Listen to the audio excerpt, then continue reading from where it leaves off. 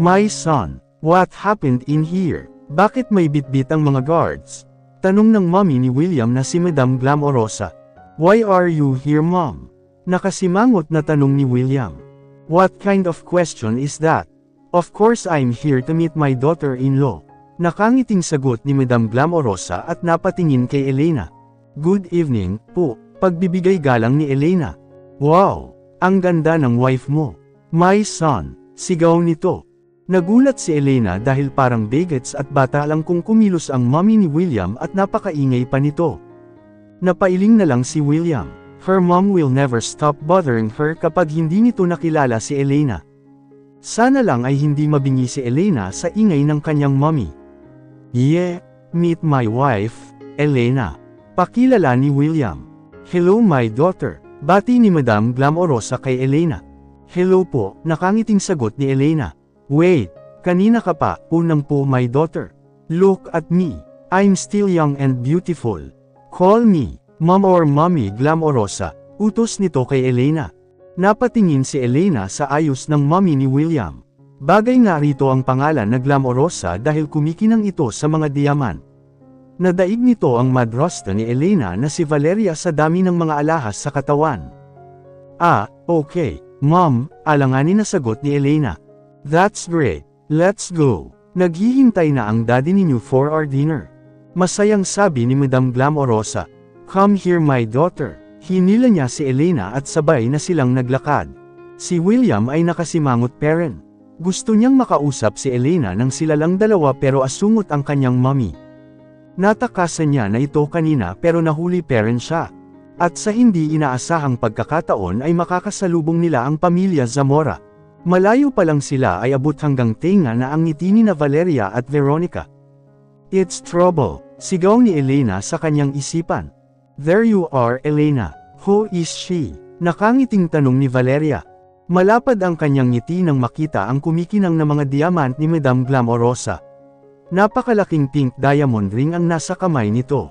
Ang kwentes na grabe ang kapal at gawa rin sa mga diamonds.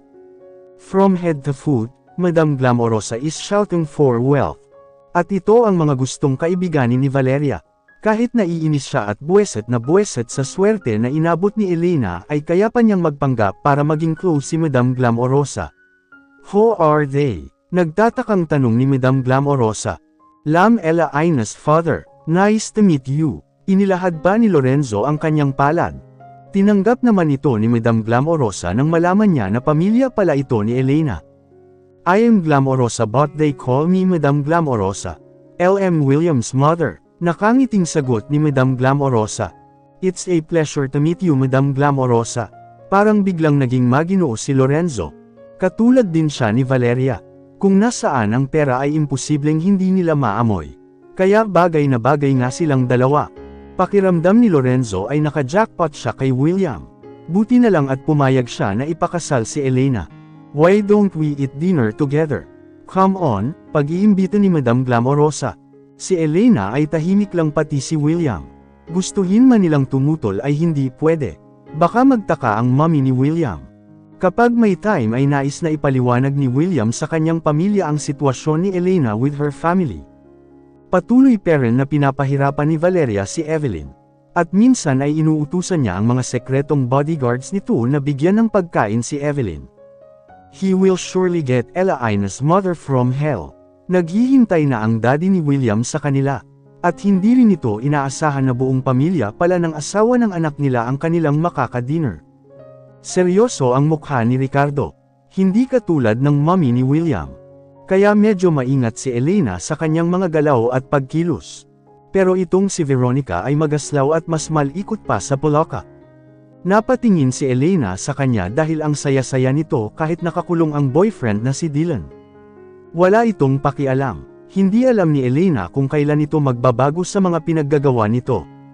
Parang damit lang ang mga lalaki kung palitan. Naaawa siya kay Dylan but he deserves it. Sigaw ni Elena sa kanyang isipan. I'm glad that I finally meet the family of my daughter-in-law. Simula ni Madam Glamorosa. It's our pleasure too, masayang sabi ni Valeria. Parang gustong masuka ni Elena habang nakatingin sa mabait at nakangiting aura ni Valeria. Hindi bagay, Nasabrahan sa pagka-plastic ito. My birthday is coming. I want to invite you all, Madam Glamorosa. We can have a private birthday family party. Singit ni Veronica. Ang bait din ng mukha nito na animo ay hindi makabasag pinggan. Wow, that sounds good. Nakangiting sagot ni Madam Glamorosa. What do you think, Ricardo? Tanong niya sa kanyang tahimik na asawa. I'll check my schedule later. Kailan ba ang party? Seryosong tanong nito. This coming Sunday. We're glad to have you all as our visitor. Singit ni Lorenzo. Excited siya dahil may balak siya to supply all of Will's 5-star hotels and restaurants branch. At gusto rin niya na pati sa branch nito outside the country ay siya ang mag-supply ng mga fruits and vegetables. Nakikita niya na ang kinabukasan na umuulan ng pera. Napakunot naman ng noo si William. Alam niya na ang mga balak ng mga ito. And he will make sure na mabibigo sila sa gaaman nilang mga plano. Okay, that's no problem. My schedule is free on that day. What about you, son? Tanong ni Ricardo sa anak. Kanina pa niya napapansin na seryoso ito at nakasimangot. Ang akala ni Ricardo ay naiinis lang ito sa kakulaitan ng mami niya. Ang hindi niya alam na hindi natutuwa si William sa mapagpanggap na pamilya ni Elena. Biglang bait ang mga ito nang malaman na mayaman pala siya, pero hindi na maibabalik ng mga ito ang mga pinaggagawa sa kanya. Alam niya na ang totoong kulay ng mga ito. Hindi niya hahayaan na bumalik pa si Elena sa walang kwenta niyang pamilya. And this is his chance to insert that topic. I'm always free if my wife agree. Will you go at the party, Lil? Malambing na tanong ni William, na mas lalong nagpa-awkward kay Elena. I'll think about it. Lutang na sagot ni Elena. Hay nako sisi, magtatampo talaga ako kapag wala ka sa birthday ko. Si Veronica na hinawakan pa talaga ang kamay ni Elena. Kung titingnan ay parang close na close sila na magkapatid. Natutuwa naman si Madam Glamorosa sa pamilya ni Elena. Puwera na lang kay William na nakasimangot parent. Let's all go at the party, my daughter-in-law, at bigyan natin ng surprise gift ang mabait mong sister. Masayang sabi ni Madam Glamorosa. Muntik nang mabilawkan si Elena sa sinabi ni Madam Glamorosa. Si Veronica, mabait. There you are, Elena. Kinabahan ako nang mawala ka sa VIP room. Napalingon silang lahat sa dumating na si Antonia. Sinadya talagang papuntahin ni William si Antonia. Masyadong mabait si Elena at ayaw niyang apihin na naman ito ng sarili niyang kapatid. Si Antonia ay palaban at laging maaasahan. Antonia, masayang tanong ni Madam Glamorosa. Hello Madam Glamorosa, kumusta naman ang bakasyon ninyo sa Spain? Tanong ni Antonia. Come here and join us. Paanyaya ni Madam Glamorosa. It's a great vacation at sayang na hindi nakasama si William. Yun pala ay nag-asawa na. Masayang sagot ni Madam Glamorosa. Kaya nga Madam, ni hindi tayo na-invite. Sagot ni Antonia at naupo na rin. Napatingin siya sa kanyang katabi na si Veronica. Alanganin naman ng umiti si Veronica. Hindi niya gusto si Antonia. Gusto parent niya itong kalbuhin. Pero gagawin niya yun later. Gusto niyang maisakatuparan muna ang kanyang mga binabalak. Mahirap na kapag nakaaway niya ang buweset na bakla.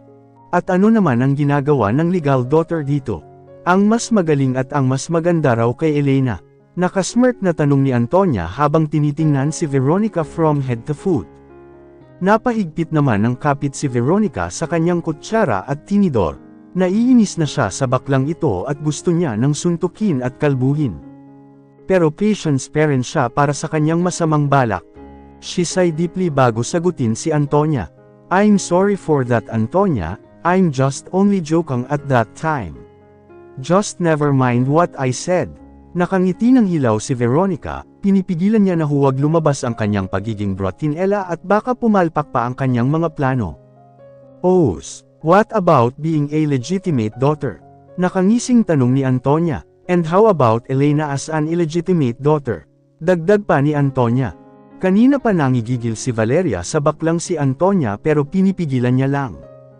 Kung hindi lang mayaman ang parents ni William ay matagal niya nang kinalbo ang pakialamerang bakla. What? She is not your real mom? Nagulat na tanong ni Madam Glamorosa kay Elena. Napailing lang si Elena at hindi niya inaasahan na sasabihin ito ni Antonia sa mismong harapan ng parents ni William. Yes, Madam Glamorosa, I'm not Elena's real mother.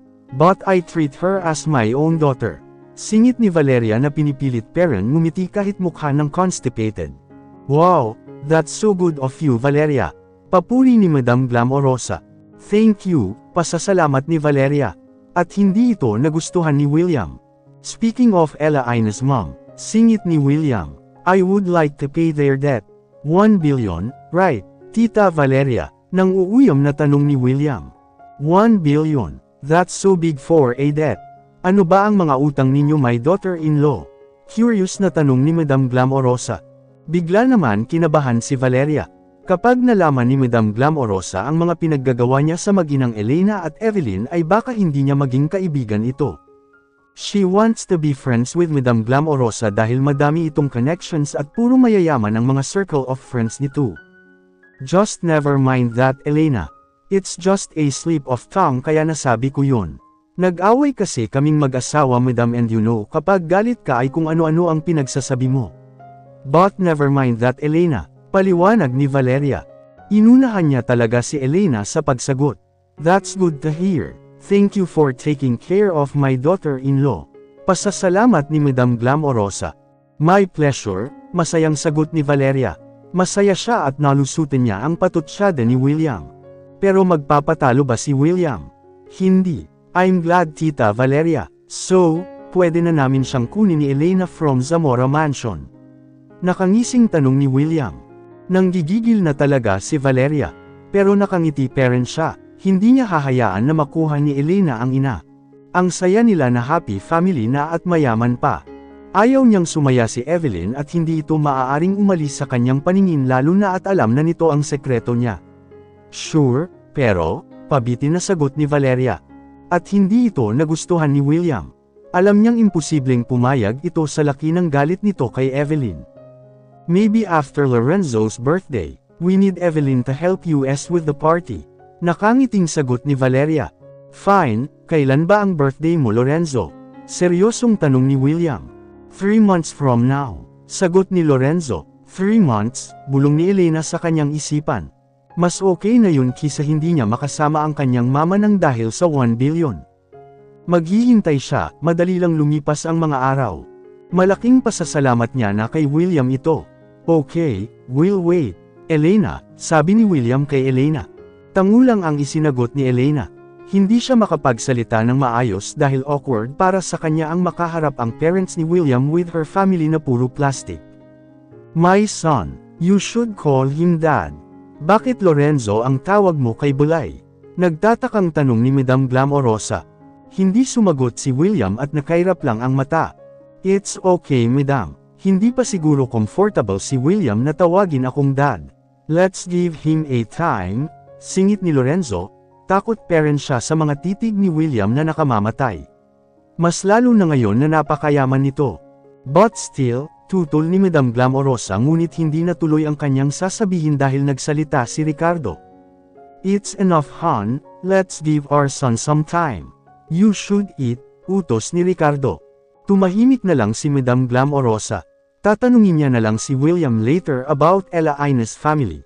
At sa wakas naman ay natapos din ang dinner na walang halos makain si Elena dahil sa nahihirapan siyang lumunok.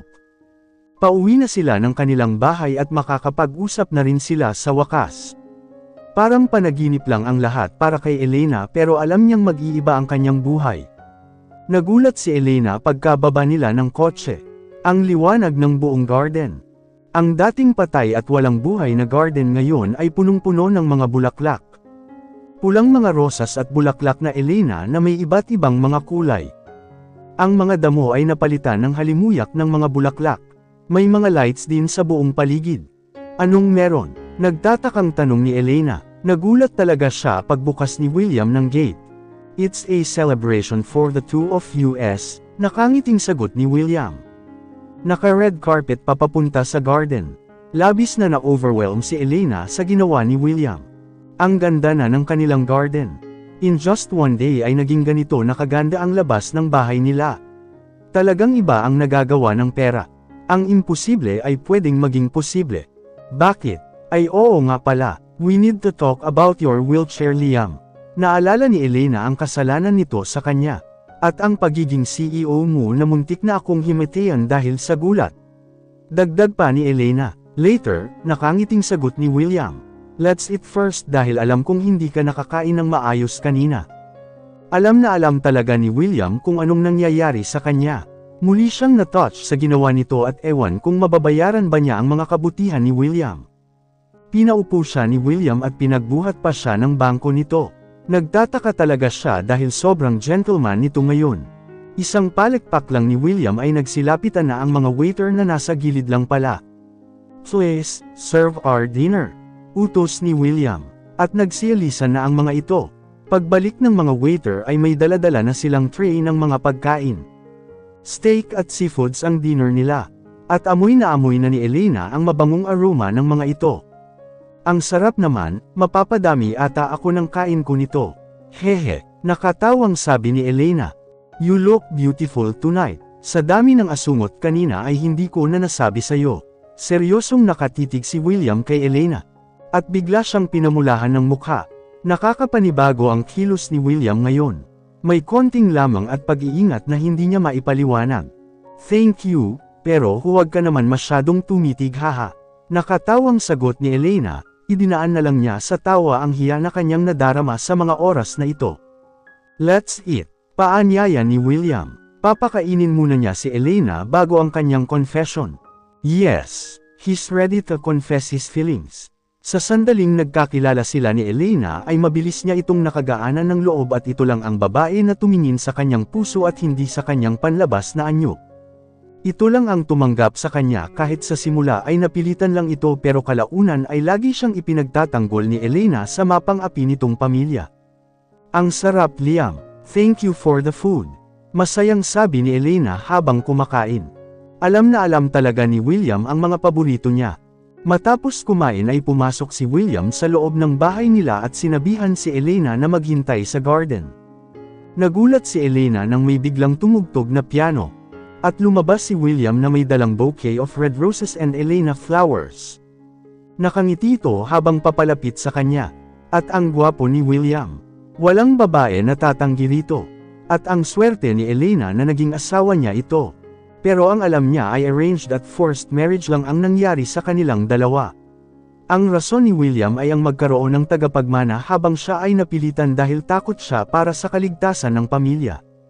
Pero ngayon ay alam niya na mabait si William at tungkol sa kontrata ay pumapayag na siya dahil malaki ang utang na loob niya rito.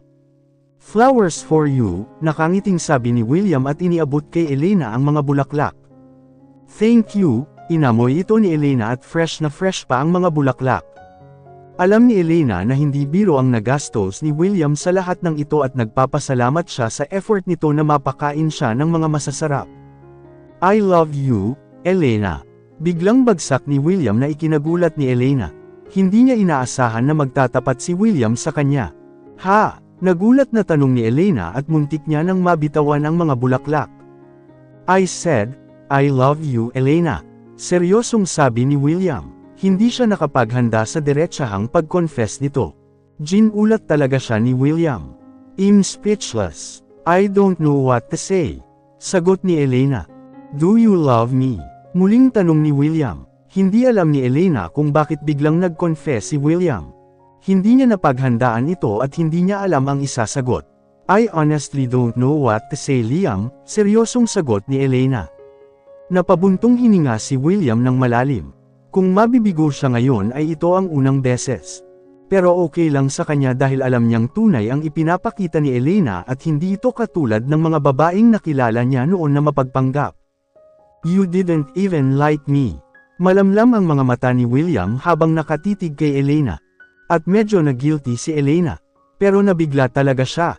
I like you being you, Liam. Simula ni Elena. But I can't say the love thing. Medyo masakit pa sa akin ang mga nangyari sa love life ko at parang may phobia pa ako sa relationship. Paliwanag ni Elena. At least you like me, bulong ni William na narinig naman ni Elena. It's hard to explain, Liam. Ganito rin yung nadama ko kay Dylan. Ang saya-saya ko at bigla na lang nagbago ang lahat sa isang araw lang. At ayaw kong mangyari yun sa atin. Gusto ko ganito lang tayo palagi, masaya at magkaibigan. Mahabang paliwanag ni Elena. Hindi niya alam kung maiintindihan ba ni William ang gusto niyang sabihin. Kahit siya ay naguguluhan sa kanyang pinagsasabi. A friend, I'm your husband Elena, but I can be your friend hanggat kaya kong maghintay sa'yo. Hihintayin kita, sabi ni William. It's not like that, naguguluhan si Elena. I will wait for you Elena but I need an answer. I understand na hindi ka pa handa ngayon but I will prove to you na hindi puro sakit lang ang relationship. May kasiyahan din, paliwanag ni William. Minsan na rin akong nasaktan katulad mo Elena.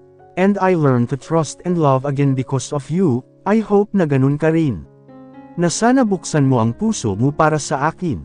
Pagsusumamo ni William. Gustong maiyak ni Elena sa mga sinasabi ni William. Kanina pa nalulunod ang puso niya sa labis na kilig at tuwa pero may takot na siyang hadlang. Takot siyang mawala si William kapag hindi nag-click ang kanilang relasyon at mawala ito sa kanya. Hindi niya alam kung ano ang isasagot at naalala niya ang kontrata. Pumapayag na siya dahil kapag nagkataon at maghiwalay na nga sila ay may alaala na magbubuklod sa kanilang dalawa ni William. Pumapayag na ako Liam, I will sign the contract. Sabi ni Elena. Gusto niyang maiba muna ang topic. Medyo nena si William pero nanatili siyang kalmado. Baka matakot na naman si Elena sa kanya. Forget about the contract Elena. Now that I love you ay wala ng contract. We are a married couple at pwede tayo mag-anak kahit ilan pa ang gusto natin. Sagot ni William. But of course, I will give you time Lil. Tulad ng sinabi ko ay maghihintay ako but not too long, I will need your answer someday. For now, ay gagawin ko ang lahat upang patunayan sa'yo na hindi ako manloloko and I will never hurt you. I will only love you until you say I do, may lamang sa huling sinabi ni William. Sino ba ang hindi mafa-fall na babae kay William? Malungkot na his confession, her answer. Tanong ni Elena sa kanyang isipan. Pero takot siya. Takot siyang maging masaya ulit at mawasak na naman. Bakit kasi ito ang nasa isipan niya? Naiinis na si Elena sa walang kwenta niyang isipan. Thank you Liam, natatakot akong mawala ka kaya ayaw kong magkaroon tayo ng relasyon. But as you were saying ay mag-asawa na nga tayo at mas lalo akong natakot Liam. Tila may iyak na si Elena. Paano kung mawala ka sa akin? Tuluyan nang naiyak si Elena sa kanyang tanong. At ito ay isa sa mga weakness ni William. Ayaw niyang makita na umiiyak si Elena. Nilapitan niya ito at niyakap ng mahigpit. Don't cry Lil. I'm sorry sa biglaan kong confession. Pero gusto kong sabihin na kaagad baka sumabog pa ang dibdib ko. Paano na lang? Nagbibirong tanong ni William. Liam naman hindi natuloy ang pag-iyak ni Elena nang madama ang mainit na yakap ni William. I still love you Lil. Muling nagbiro si William pero alam niya na totoo ang kanyang sinasabi. Teka lang, bumitaw sa pagkakayakap si Elena kay Liam at tiningnan ito sa mata. What? Nagtatakang tanong ni William. Hindi mo pa sinasabi sa akin ang tungkol dyan sa paa mo at sa pagiging CEO mo na kalabing sagot ni Elena. Natigilan si William at gusto niyang halikan si Elena. Pero pinigilan niya ang sarili baka mabigla si Elena at hindi siya pagkatiwalaan. Ano? Muling tanong ni Elena. Napakamot na lang ng ulo si William dahil tiyak na mapapahaba ang kanilang usapan. Ganito kasi yun. Simula ni William. Niloko at pinaglaruan ako ng fiancé ko noon. At medyo na broken-hearted ako at nag-ermitanyo. Lumayo ako sa lahat at ewan kung bakit naisipan kong mag-disguise in a wheelchair at pinahaba ko pa ang buhok at bigot ko. Nagmukha tuloy akong matandang pangit na ewan haha. Malakas na tawa ni William. Napasimangot naman si Elena. Walang nakakatawa sa niloko Liam. Ikaw pa ang niloko tapos masaya ka pa. Nakasimangot na tanong ni Elena. Tumigil sa pagtawa si William at tumingin ng matiim kay Elena. Yes Lil, I'm happy because I met you at tinanggap mo ang pangit kong hitsura. I'm glad with that at lalo tuloy akong nagkagusto sa'yo. Puno ng pagmamahal ang pagkakasabi ni William. Pero takot parent si Elena. Liam, ang tanging nasabi ni Elena. Naiiyak na naman siya. Bakit ba kasi hindi siya makasabi ng oo? Don't cry Lil. Just take your time. Malay mo ma-in-love ka ng todo sa akin kapag nanligaw na ako hehe. Biro ni William. Liam. Hinamplas ni Elena ang dibdib ni William at sabay silang napatawa. It's an intense dinner confession. Napahimbing ang tulog ng dalawa dahil pagkatapos ng pag-emote ni Elena ay naisipan nilang uminom at hindi nila namalayan na kapwa na sila nalasing. Unang nagising si William at nagulat siya nang makita si Elena sa kanyang tabi. Tulog pa ito at sinamantala niya na pagmasdan ng mabuti ang magandang mukha ni Elena. Parang kailan lang ay sawi at bigo siya sa pag-ibig. Napaka-inosente niya noon at mabilis lang nalinlang ng mga babaeng gold digger na walang habol sa kanya kundi pera lang.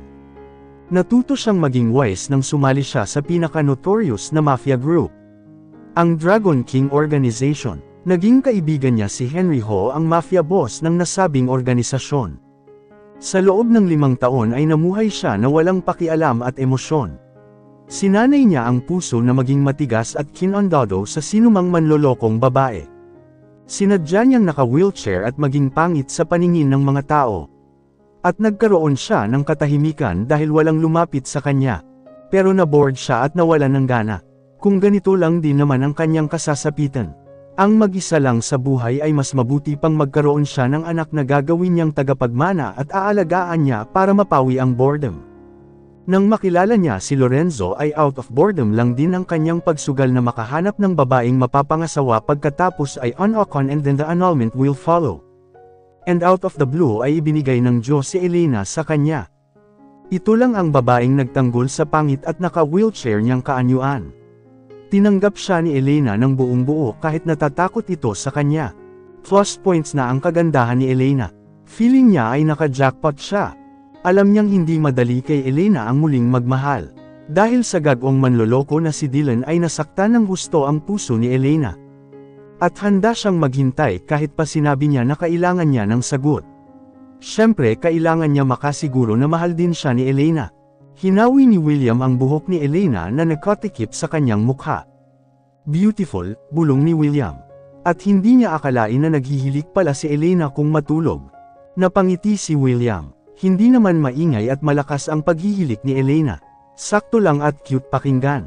He touched her face gently, down to her nose and he stopped to her lips. Kagabi pa gustong halikan ni William si Elena. Ewan niya kung bakit. Makita lang niya ang labi nito ay tila nang aakit at tinutokso siya. Inilapit niya ang kanyang mukha kay Elena at 1 inch apart na lang ang pagitan nila. Pinipigilan ni William ang paghinga upang hindi magising si Elena. Ang hindi niya alam ay kanina pagising si Elena at hindi alam kung ano ang gagawin. Kunwari ay humihilik siya pero gising na ang kanyang diwa. Napagpasyahan ni Elena na imulat na ang kanyang mga mata at hindi niya na kayang magpanggap na natutulog. Liam, sambit ni Elena. You're awake. Nagtatakang tanong ni William. Kagigising ko lang. Sagot ni Elena at bahagyang itinulak si William na parang wala lang. Bumangon si Elena at nagayos ng kanyang damit.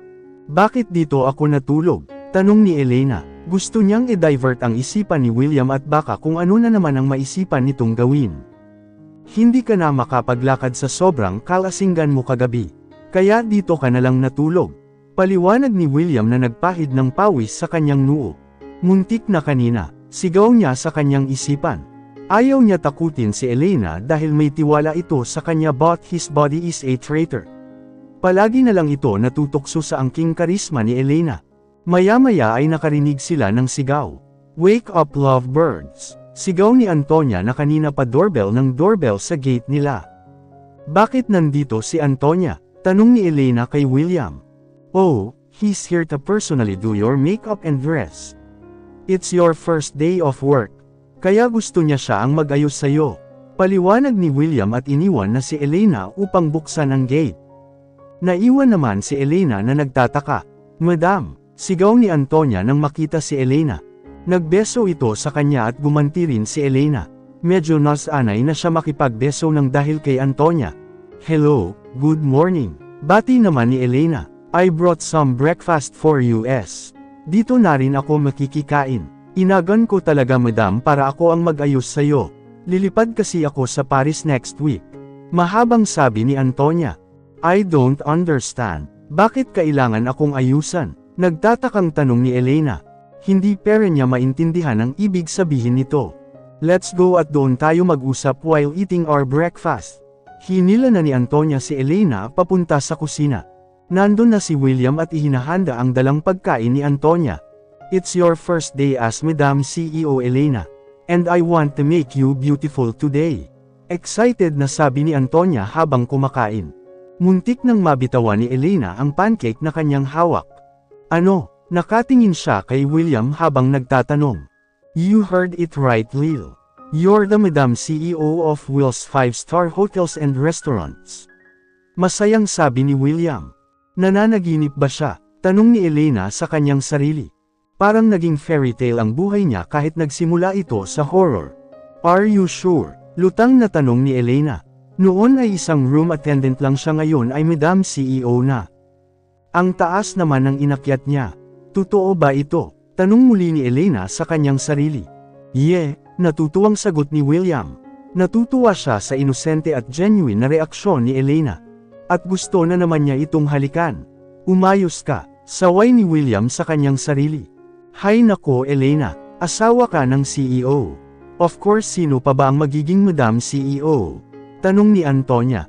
Hindi makasagot si Elena dahil lutang na lutang siya sa narinig mula mismo kay William. Siyempre, ikaw lang ang Madam CEO Elena at wala nang iba. Excited na sigaw ni Antonia. Bakit? Tanong ni Elena kay William. Stop asking Lil. Let's eat at baka malate pa tayo sa first day of work natin. First day ko rin ngayon after 5 years. Nakangising sabi ni William. And bravo, I'm happy for the both of you. Pumalakpak pa si Antonia. Matapos nilang kumain ay inayusan ni Antonia si Elena ng make-up with a fierce look. Out na muna ang mahiyain at innocent look na Elena. Ang at bagay kay Elena ay matapang ang aura upang matakot ang mga babaeng employee sa kanya na lumapit sa gwapo niyang asawa na si William. Sabay na lang napatawa sina Elena at William sa mga pinagsasabi ni Antonia. Nakadress si Elena ng kulay itim na may halong puti. Black is the new trend of beauty din daw at bukas ay red naman. Ang ganda ni Elena sa bago niyang anyo. Fierce nga ito tingnan pero kagalang-galang naman. Bagay na bagay nga ito maging Madam CEO. Si William ay tahimik lang na nakatingin sa kanila. Mas lalo siyang naakit at nagkagusto kay Elena. Ang ganda-ganda ng asawa niya at mabait pa. Wala siyang hahanapin pa. Kailangan na lang niya makamit ang matamis na oo ni Elena. Nakarating din sila sa wakas sa hotel. At nalula si Elena sa laki ng office nila ni Dylan. Magkatabi lang sila ng lamesa at may nakalagay talaga na nameplate sa front na may pangalan niya with Madam CEO na nakasulat sa baba. Kinakabahan si Elena but at the same time ay excited. Hindi ito panaginip dahil totoo ang lahat. Naging busy sila ni William sa unang araw nila of work as CEOs. Madami rin na ipinakilala si William kay Elena na mga executive sa naturang hotel. Nang mag-inspection si Elena sa buong hotel ay nakasalubong niyang muli ang mga pangit at social erang mga kaibigan ni Veronica. Madam CEO na siya ngayon at hindi na siya natatakot sa mga ito. At may mga bodyguards din siya na laging nakabuntot sa kanya. What do we have in here? Sigaw ng matabang pangit. She's Veronica's half-sister, I guess. The illegitimate one. Nagtatanong na sagot ng payetot na pakialamera. Hindi sila pinansin ni Elena. Mas mahaba na ang kanyang pasensya sa mga taong katulad ng mga ito. Walang modo at bully pa. Hello girls. I hope you enjoyed your stay here in our hotel. Nakangiting bati ni Elena sa mga ito at iniwanan. Tumawa ang mga ito na animo hindi naniniwala. Our hotel, girls. May ambisyosa ata na naligaw dito. Lutang ka pa ba Elena, right? Nang iinsultong tanong ng isang kinyo lang sa bangs. Ha. Ilusyonada, sagot ng matabang pangit. Naghahanap ang mga mata ni Elena kung nasaan si Veronica pero hindi niya ito makita. Napabuntong hininga ng malalim si Elena at nagtuloy na sa paglalakad. Ngunit hamarang si Payetot sa daraanan. I'm busy, excuse me. Nagpipigil sa sarili si Elena na huwag menas. Napatingin siya sa kanyang mga guards. Mabilis naman ang mga guards at hinarang ang mga kaibigan ni Veronica. Ang leader ng guards ay naglabas pa ng baril upang protektahan si Elena. Medyo awkward ang nangyari pero nagpapasalamat na rin si Elena at natakot ang mga ito. Lil, what happened in here? Nagtatakang tanong ni William. Kanina pa niya hinahanap si Elena at nandito lang pala. Nothing, everything is under control.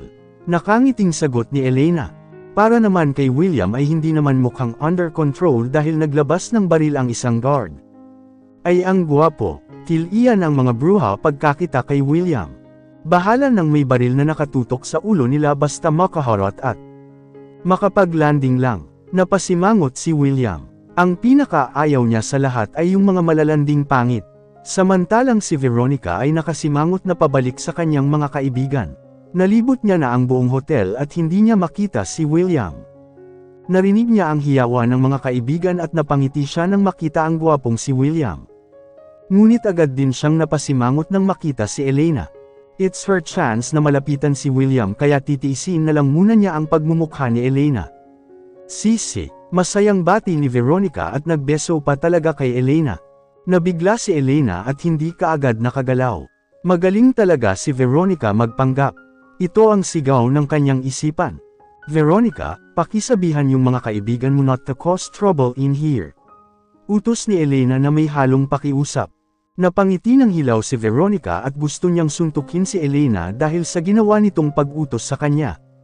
Pero nandyan si William at kailangan niyang magpanggap na mabait at may class na babae. Ganun ba, girls? Don't do it again, okay? Saway ni Veronica sa mga ito. Hindi nakasagot ang kanyang mga kaibigan dahil nagulat sa inasal ni Veronica. Timing na daraan sina Sonia kasama ang dating mga kasamahan ni Elena. Hello Madam CEO. Bati ng mga ito kay Elena. Napangiti lang si Elena sa mga ito habang si Veronica ay nagpupuyo sa galit dahil sa selos. Naging Madam CEO pa ang kapatid niyang pangit. Talagang gandang-ganda lang si Veronica sa kanyang sarili at hindi niya alam na mas pangit siya kay Elena. Andito ka pala brother-in-law. Why don't you join us in the bar? Nakangiting paanyaya ni Veronica na abot hanggang tinga ang ngiti. Sorry, but we are busy with our first day of work. If you'll excuse us. Seryosong sagot ni William. Let's go Lil. Madami pa tayong gagawin. Bilang ni William kay Elena at hinila na ito papalayo. Brother-in-law. Tanong ng matabang pangit. Last time I saw him ay naka-wheelchair siya. What happened? Tanong naman ni Paitot. Ngunit hindi sila narinig ni Veronica dahil galit ito. Napangiti na lang ng hilaw si Veronica dahil tinanggihan siya ni William. Wala pang tumatanggi sa kanya. Nangigigil siya at gusto niyang magwala pero pinigilan niya. Dapat poised parent siya at may class kapag nasa hotel ni William. Ang swerte naman ni Elena. Biruin mo CEO pala ang asawa niya at dito pa talaga mismo sa hotel natin. Naging Madam CEO pa si Elena. Sabi ni Sonia habang pinagmamasdan ng papalayo na sina Elena at William. What? Sabay-sabay na tanong ng mga kaibigan ni Veronica. At hindi na talaga nakatiis si Veronica at inagaw nito ang isang basong wine na hawak ng kanyang kaibigan. Ibinato niya ito sa sahig at nabasag ang kawawang wine glass. Nagkalat ito sa sahig at wala siyang pakialam. What are you looking at? Clean that dumb mess. Galit na sigaw ni Veronica nang mapatingin si Sonia sa kanya. Naiinggit siya. Inggit na inggit. She will surely have Ella Ina's life soon.